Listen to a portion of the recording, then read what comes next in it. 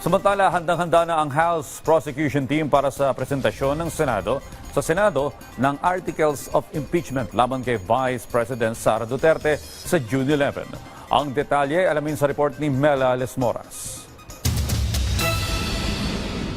Hindi apektado ang House Prosecution Team sa iba't ibang issue na iniuugnay ngayon sa impeachment case laban kay Vice President Sara Duterte. Ayon kay San Juan City Representative Isabel Zamora, isa sa mga miyembro ng House Prosecution Team, tuloy-tuloy lang ang kanilang paghanda para sa presentasyon ng Articles of Impeachment sa Senado sa June 11. Kami pong prosecutors, dahil kami nga sumusunod lang kami sa saligang batas, umaasa kami na gagawin din nila ang kanilang duty sa ilalim ng saligang batas.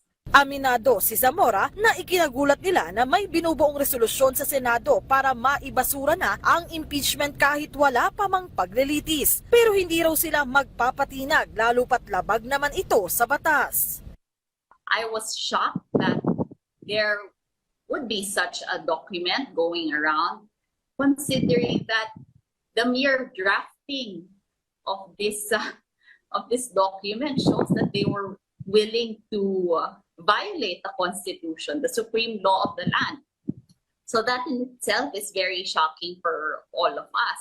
Tuloy lang po kami, we will be there. Sabi pa ng kongresista, unconstitutional din kung iwi-withdraw na lang ng Kamara ang reklamo o kung maiisipan ng Senado na ibalik na lang ito sa kanila. Sang-ayon din dyan si House Assistant Majority Leader Zia Alonto Adjong. Git ni Adjong, buwang suporta ng mayorya ng Kamara sa impeachment. Kaya't sa mga darating na araw, aabangan nila ang magiging pag-usad nito.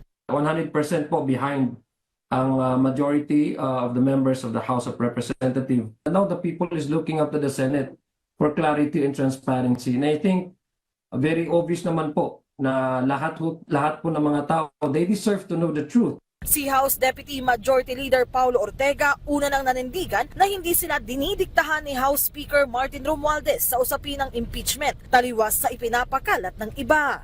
May kanya-kanyang pong pag-iisip ang mga congressman. Kailangan po ang desisyon natin at the end of the day nanggagaling po sa mandato ng taong bayan. Mela Lesmoras para sa Pambansang TV sa Bagong Pilipinas.